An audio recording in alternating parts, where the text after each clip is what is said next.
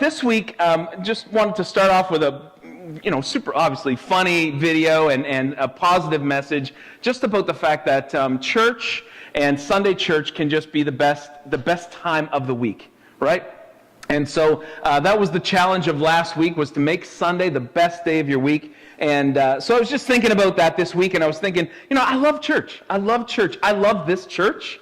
I love being a part of this community in Christ. I love the way, we band together. I love the way people, do things. And I was thinking about some of the other things that I love currently in my life, and just some of those things that kind of give back. You know what I mean? Give back to my life. Right now, I'm coaching football, and I think, I'm not sure if I said this at the funeral on Wednesday or not, but coaching football and coaching hockey.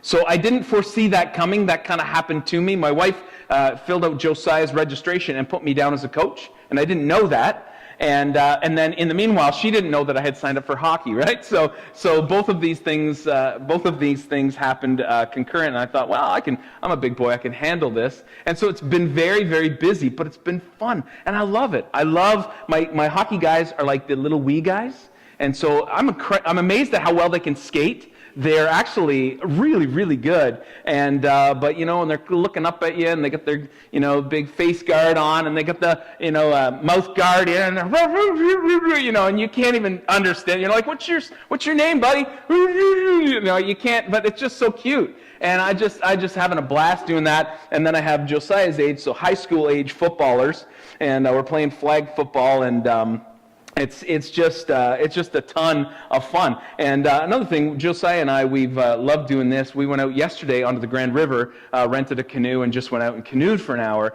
And what an amazing thing to do on an afternoon. Just be out on the water, and just the sun. It was perfect weather. It was about 20 degrees. Birds are in the air, and it was just absolutely spectacular. We saw a heron go across the water, all of that kind of stuff. The other thing I really love too, and I could go on and on, but it's football season.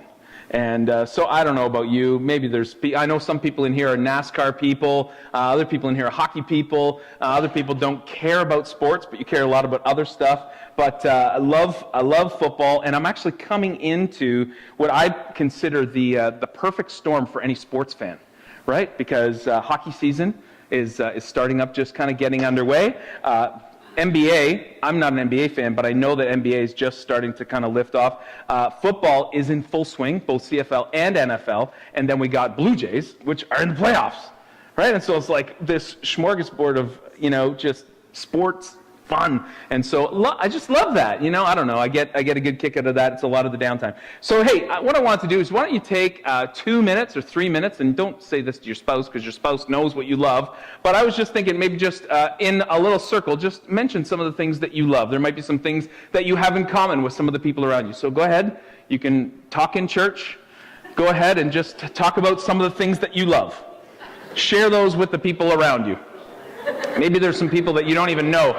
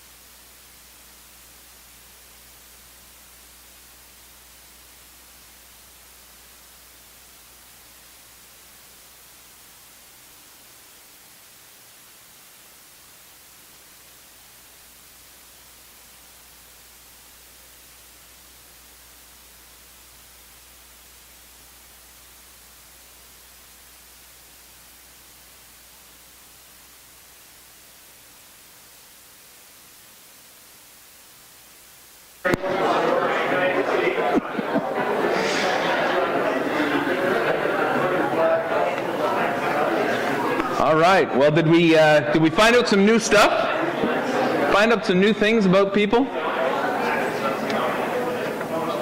Maybe you heard. I know there's some people that are making connections that maybe haven't made the connections before. So as you're bringing that conversation to a close, let's just stop and just give out the big idea for this entire sermon series that we believe as Christians, we believe in following God, that Sunday was meant to be the best day of the week. And so what I'm hoping is over the course of the next few weeks, we can kind of dive into this whole idea, and we can literally invest some time, invest some effort, and make our church service, make your Sunday the best day of the week so we can get the most out of it. We started with this verse of Scripture last week, and I want to read it for you. It's from Isaiah 58, 13 and 14, 2 verses. Listen to this. This isn't even the Ten Commandments. We're going to get to that in just a second. Isaiah 58, 13, 14 says, "Keep the Sabbath day holy. Don't pursue your own interests on that day, but enjoy the Sabbath and speak of it with delight as the Lord's day." Right? We talked about this a little bit last week, some of the things we could do and some of the things we couldn't do on Sunday. Honor the Sabbath in everything you do on that day, and don't follow your own desires or talk idly.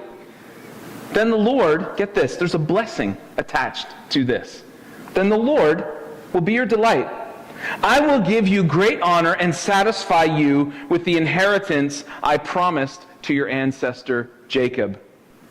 I, the Lord, have spoken. So there's this idea that, hey, you know what? We could go and do whatever we want on a Sunday, or we could actually give focus, attention to, we could honor the Lord, we could honor the Lord's day.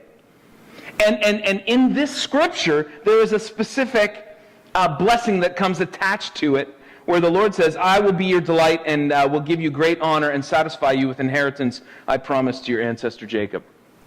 I believe as we have come into, and we could debate this probably all day long, but I believe as we have seen our culture shift in the last number of years, and probably for those of you who are a little bit older, have seen it in more dramatic fashion than even I could.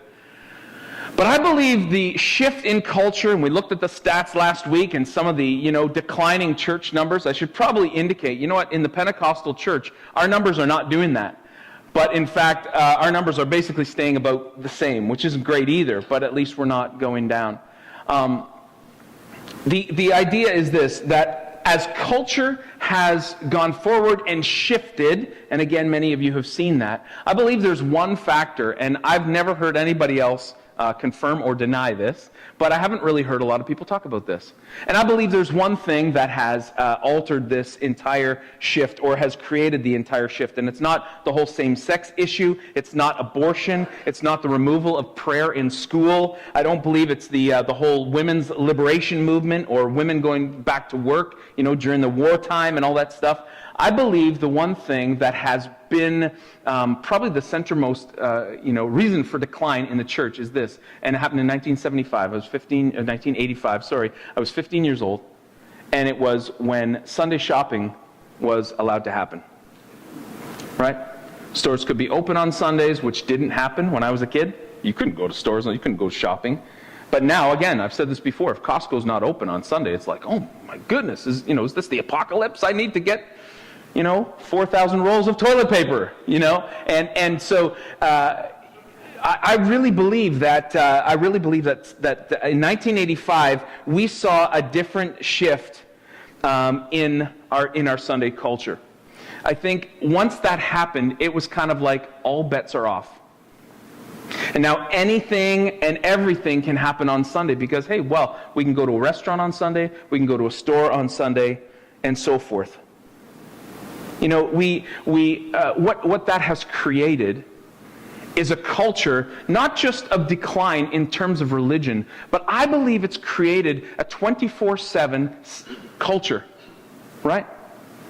So it's not just about keeping one day holy because God has commanded that. What it's actually became is this whole idea that everybody should be on all the time. And it doesn't matter if Costco's open or we got, some sport event or whatever. It really, what it boils down to is the fact that I should be able to get a hold of you and I should be able to ask you almost anything at any point through the week, whether it's Sunday or not. And so work comes to bear on that. And hey, I can go to work, I can be involved with work any day of the week. And we've all seen that and we've all been a part of that. And I believe that what this has brought into our culture is not just a decline in terms of church attendance and church importance and all of that kind of stuff, but it has just brought this incredible amount of pressure. And you've probably seen it. I know a number of you would see it in your grandkids. A number of you would see it in the lives of your own children.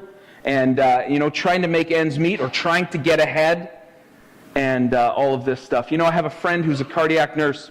And she's been a cardiac nurse for about 20 years, and so she works at South Lake Hospital, and they have a specific section, and it's in that region, it's kind of like the place to go. Everybody from Barrie goes there. And she goes, and she's been talking because in our circles of friends and stuff, and she goes, you know what, Rob, when I first started in the cardiac area, the people that were coming in who were having heart attacks were in their 60s and 70s.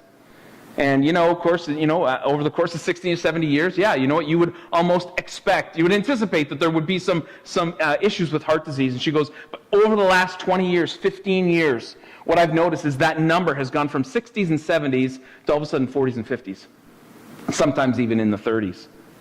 And so if I asked you, and you're all shaking your head, so you probably know some stories and you know some people who've been through this. I was just talking to a guy yesterday. He's one of the co-coaches, one of the assistant coaches, and he said he used to work shift work, a continental shift work a hobby farm. He was involved in hockey. He was doing this. He was doing that. He was going everywhere. And at 35 years of age, he had a massive heart attack. And he was like, okay, I can't do this anymore. But the pressure of our society says you can't say no. You can't say no. You have to be involved with everything. You have to be involved all the way across the board. And so when I think of Kim, my friend who's a cardiac nurse, and when I think of what she says, and when you think of the stories of the people who've had heart attacks prematurely, what do they all say? I had to slow down. I was doing too much. I was burning the candle at both ends. I was working 2 jobs. We were just trying to get ahead, and then all of a sudden, it stopped.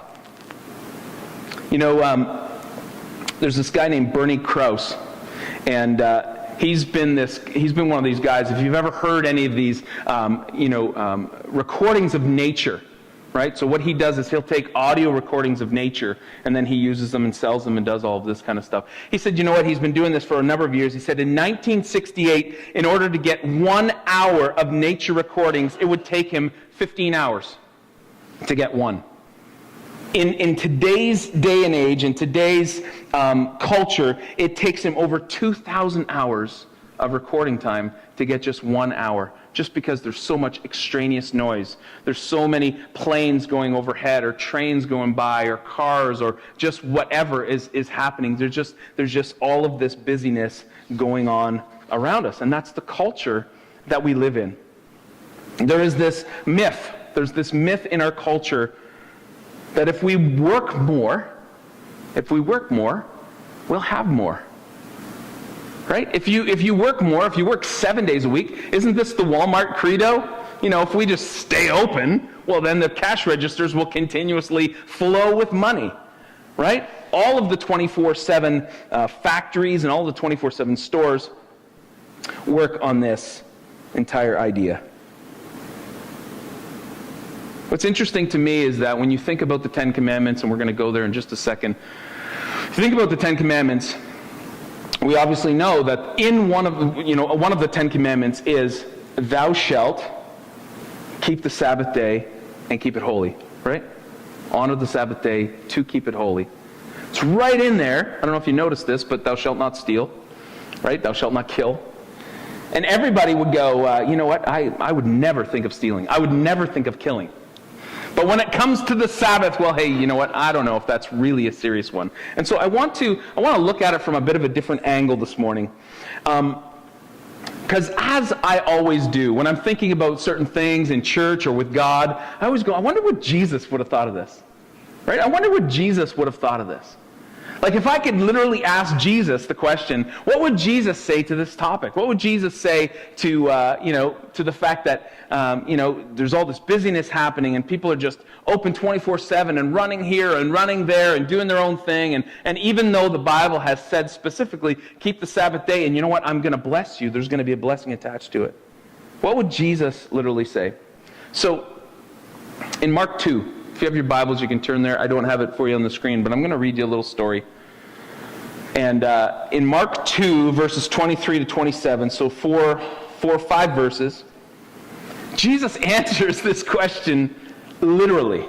Jesus literally brings the answer to this question. And so for some of you, I think, you know what, it's pretty apparent, it's pretty obvious that a pastor would get up and say, I think we should keep the Sabbath day holy. I think people should be in church on Sunday. But Jesus actually gives some amazing insight here. He takes it one step further, and so it's under the heading, a discussion about the Sabbath, Mark 2:23, and Jesus has done a whole bunch of stuff. And so Mark 2:23, it says, one Sabbath day, as Jesus was walking through the grain fields, his disciples began breaking off the heads of grain to eat. But the Pharisees said to Jesus, look, why are they breaking the law by harvesting grain on the Sabbath? Because, of course, that was one of the laws that you couldn't do this. Kind of like my hockey story on last week. So Jesus said to them, now get this. This is so important. This is so important for us to understand the concept of Sabbath and to understand the concept of why keeping the Sabbath is so important. Not just because God said it, not just because we get a blessing, but check out what Jesus says. Jesus said to them, haven't you read in the scriptures what David did when he and his companions were hungry?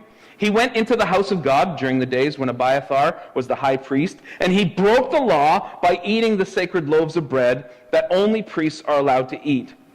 He also gave some to his companions. So Jesus brings up this precedent. Well, you know what? David actually broke the law. David actually didn't adhere to this whole, ritual thing, and he actually, ate the bread that he shouldn't have eaten. And then he says these incredible words, and I hope throughout the remainder of this week, these words will resonate in your minds. These words will stick in your brain. They will find a lodging place in your heart, and it will alter the way that you look at Sundays forever.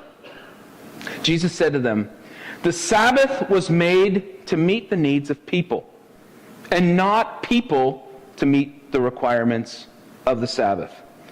So the Son of Man is Lord even over the Sabbath. Let me just read that one phrase again. The Sabbath was made to meet the needs of people, and not people to meet the requirements of Sabbath. So what is Jesus saying here? Because he's kind of turning this whole thing on its ear, isn't he? The rulers and Pharisees and scribes, they're pointing their fingers at a definite infraction. They're definitely pulling this up and going, these guys are breaking the law. And Jesus is saying, well, David kind of also broke, he was pretty hungry. His army men were pretty hungry, and so he broke the law. And so is Jesus kind of negating the Sabbath? No, he's not. And the thing I love about this, and the thing I love about the struggle, because there's a lot of struggle in this in our day and age, understand something. People have been struggling with this for thousands of years. People have been struggling with big time for thousands of years. So understand that the children of Israel get released from the bondage of Egypt. And so they used to be under the laws of Egypt, and they had to do what everybody in Egypt says. And so God releases them to do what, they're free. And they're going off to the promised land. And so on their way to the promised land, God downloads this list, this 10 commandments. In the list, the fourth one is that you should honor the Sabbath day and keep it holy. So I'm talking thousands of years ago. And they struggled with that. And then we're going to talk about it in a second, that right before they went into the promised land, they reiterated this whole idea. And then Jesus is talking about it again here, and then we're talking about it again here. Do you think there's some gold here? Do you think there's maybe some keys to life here? Like, obviously, if God has said it for these thousands of years, and we've struggled with it these thousands of years, that if we were ever to get a handle on this, if we were ever to find clarity on this, if we were ever to kind of move into a place where God could bless us, I believe God would bless us. This is totally not a new concept. Exodus 20 says this, remember the Sabbath day, this is in the list of the 10 commandments. Remember the Sabbath day by keeping it holy. 6 days you shall labor and do all your work, but the seventh day is a Sabbath to the Lord. On it you shall not do any work, neither you, nor your son, nor your daughter, male or female servant, nor your animals, nor any foreigner residing in your town.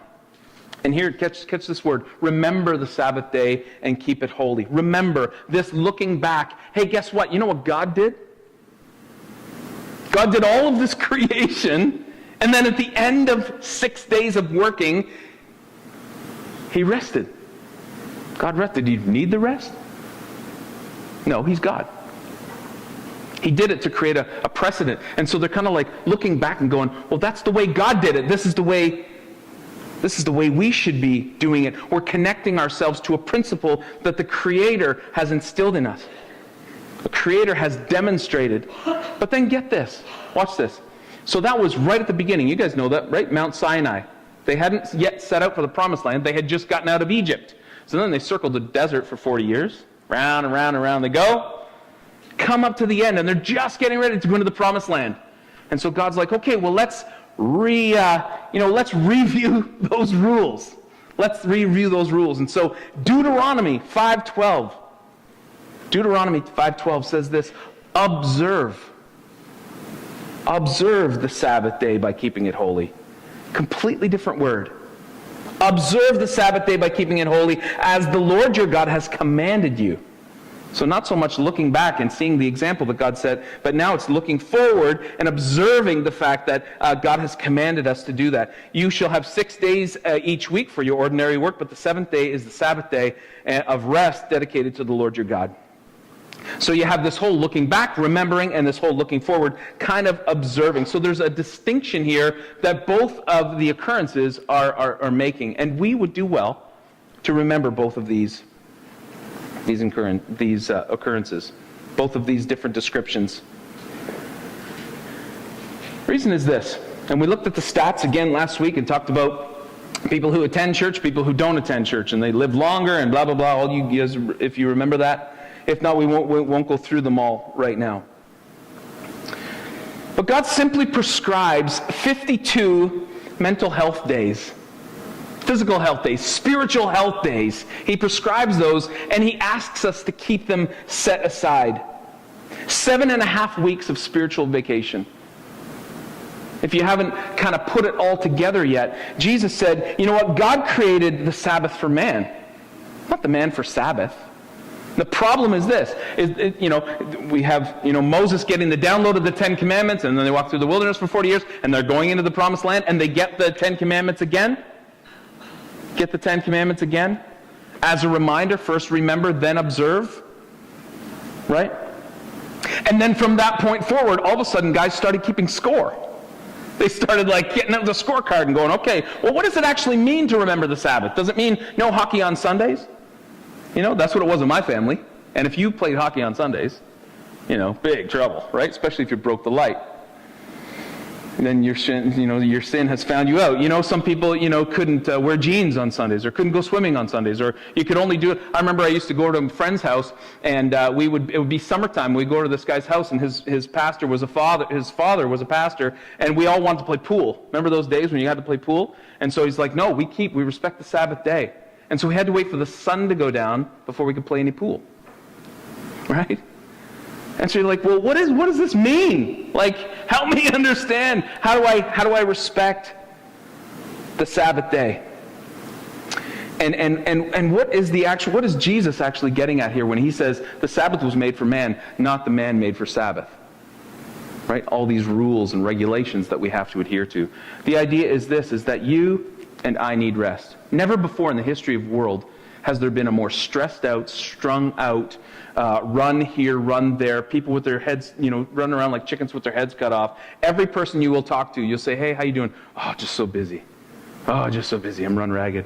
I'm run off my feet. I can't keep it all together. I can't even think of what I'm doing. I'm just literally go from one event, one thing to the next, one family function to the next, from this to that to that. Oh, and I'm forgetting more things than I'm remembering at this point.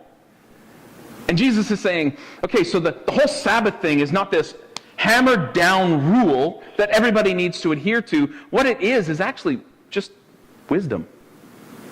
It's just smart. That we all need rest. And in our 24/7 culture, we need to prioritize rest now more than ever before. Before electricity, right? Because everybody could only work until the sun went down, and then as soon as the sun went down, it's okay, we are being forced to rest because we can't do anything, we don't have any light. But now I see farmers, maybe some of you guys, I don't know, but I see farmers out there in combines, it's 11 o'clock at night. And I'm driving down the road and you see this, lights out there, and I'm like, what is that over there? And some guy's working his field at 11 at night, and I'm thinking, who knew farming could be shift work? You know what I mean? The principle is this. I've done some working out in my days, and I've done some running in my days. And you don't go too long when you're when you're working out or when you're exercising, when you realize the building doesn't come during the exercise, right? During the exercise, actually, if you're trying to build muscle, during the exercise, you're tearing the muscle. You're destroying the muscle. You're actually telling the muscle that, you know what, it's time to crush you. It's time to, and you wake up and you're sore. It's like, oh, my muscles are so sore because I destroyed them. And so anybody will tell you, it's not in the actual exertion that you're building your muscle. You know when the building comes? During the rest. During the rest. Marathon runners. I've talked to a few marathon runners. They say, what the most foolhardy thing to do is just say, well, I'm just going to run, 26 miles every day. My body will just get used to it. It's not about that. It's about, taking a little bit and then taking some rest and then going a little bit further and then more rest and then going a little bit further and then more rest. Your body has to recuperate. And so once your body recuperates, all of a sudden now your body is that much stronger to do that much more. Right? Isn't that a simple principle? When you're training for a marathon, and I've never run a marathon, but I've run a half marathon before, you do all of this work where you're kind of playing this game where you just kind of keep on extending out the length. And then what you do right before the race is you stop running altogether. You get to that point, and it's about 2 weeks before. Sometimes it's 1 week before, depending on the length of the race. But then you stop running altogether, and you let your body recuperate all the way back to its strongest place. And I feel like the problem with our society is we just don't take rest. We just don't take it seriously. I don't need, I'll rest when I'm dead. How many people, right? People at work are like, oh yeah, I'll sleep when I'm dead. When you'll be dead probably sooner than you think. And that's what Jesus is getting at here. He's saying, you know what? The Sabbath was created for man. Like God's doing you a favor here. God's actually trying to help you. He's trying to let you know that there's this natural rhythm of life. That you can't go, forever and ever. You're not that good. None of us are that strong. And oftentimes we think we can. Oh, we'll just take on one more thing. Oh, we'll say yes to that. Yeah, we'll say yes to that. Burning the candle at both ends. And I find, maybe you found this too in your travels, when you've been in the sweet spot with God, when you've been in the pocket with God. I find when you live God's way, things work out better. Don't they? There's a blessing that comes when you work God's way. I think Sunday should mean this. Sunday as a day of rest. It means, that you're not a slave to the ways of the world. That you don't have to use that day too to try and get ahead. You've heard it this way. You're maybe seeing the bumper sticker that you're a human being, not a human doing. And so many of us have bought into this whole thing, hook, line, and sinker, where it's like, I just got to do more. So here's two things, and then I'm going to give you three applications on the way out. So as it pertains to Sunday, as it pertains to church, as it pertains to your spiritual life, as it pertains to how you, square up with this. Because we all need to do it, and we all need to do it differently. I get the fact that in our culture, people do have to work. A lot of people do have to work on Sunday. There's a lot of people that, work shift work or just, by virtue of the fact that the job they have to work on Sunday. But here's what you can do even over and above that. And so this goes back to the whole remember and observe. So the first thing is as we're observing Sunday, I want you to look forward to it positively. I want you to honor the rhythm that God has already established, both in His Word, but also in just the way that human beings work. That we need to honor Sunday. It's got to be special. Not every day is all the same. And it doesn't mean that you got to check the box and go, okay, no hockey on Sunday, or no swimming, or no pool past, 9 p.m. or before 9 p.m. It doesn't mean that. It means that all of us should have this percolating anticipation. Well, you know what? Sunday's coming. And I know on Sunday I'm going to reconnect with God. I'm going to reconnect with God's people. I'm going to prioritize my spiritual life. I might even take an hour away or half an hour away and just get alone with myself and my Bible. And maybe I didn't have time for my Bible all week long, but I'm actually going to take some time, and I just want to make sure that Sunday's my day. And so I can look forward to that. I don't have anything else to look forward to. It's just work all the way, and driving here, driving there. But I want something. I want a day that's my day. And it's my day to reconnect with God. It's my day to refocus on the things that God has asked me to do. You know, the scripture that we use says, call Sabbath a delight. You know what I mean? And we all come to church, and I get that. 80% of you, 90% of you, 95% of you here are like, you're, as hardcore church people as there can possibly be. So I know I'm talking to the choir. But I believe you can even come to church and Sunday's still not your Sabbath day. You need to intentionally be a person that's looking forward to it. I'm going to do this. I'm going to do this. This is the way I'm going to organize my Sunday. These are the things I'm not going to do by my own choice, not because of some Pharisee told me I can or can't do it. And these are the things that I'm definitely going to, these are the practices that I'm going to endeavor to do, because I just really believe that I should be able to connect with God on this special day.